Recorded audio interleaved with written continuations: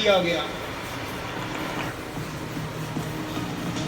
आपको याद होगा इस हफ्ते जब आरसीबी ने 18 वर्षों के लंबे इंतजार के बाद आईपीएल की ट्रॉफी जीती, तब देश भर में लोगों ने जश्न मनाया और लोगों ने यही कहा कि देखिए धैर्य रखना कितना आवश्यक है और जब इंतजार करते हैं तो उसका फल मीठा होता है।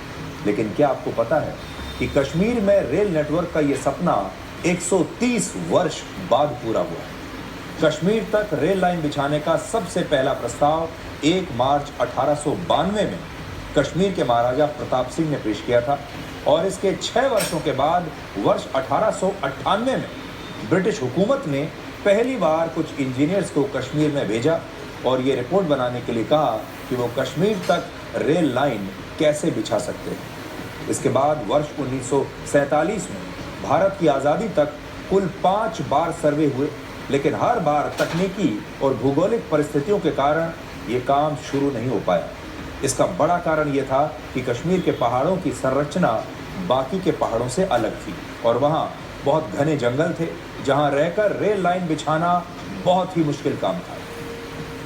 आज़ादी के बाद कश्मीर तक रेल लाइन बिछाने का काम शुरू हो जाना चाहिए था 1947 के बाद, लेकिन उस वक्त भी इस पर ज़्यादा ध्यान नहीं दिया गया।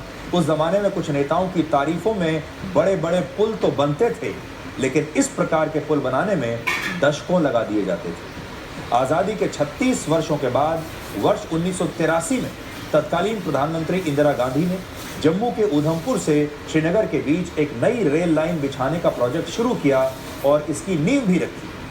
13 वर्षों में जब इस प्रोजेक्ट का काम पूरा हो जाना चाहिए था या काफ़ी हद तक पूरा हो जाना चाहिए था, तब भी सिर्फ 11 किलोमीटर की रेल लाइन ही बिछ पाई। सिर्फ 11 किलोमीटर 13 साल में, और कश्मीर उस समय भी जम्मू की रेल लाइन से जुड़ नहीं पाया।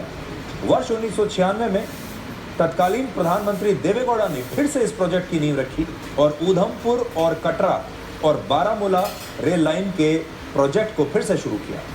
इस बार भी काम बहुत ही धीमी गति से, स्लो मोशन से हुआ और वर्ष 1999 के कारगिल युद्ध के बाद वर्ष 2002 में तत्कालीन प्रधानमंत्री अटल बिहारी वाजपेयी ने भी इस रेल प्रोजेक्ट को राष्ट्रीय महत्व का प्रोजेक्ट घोषित किया और इसे जल्द से जल्द बनाने की बात कही। हालांकि वर्ष 2004 में सरकार बदलने के बाद भी इस पर ज़्यादा काम नहीं हुआ। उसके बाद यूपी की सरकार आ गई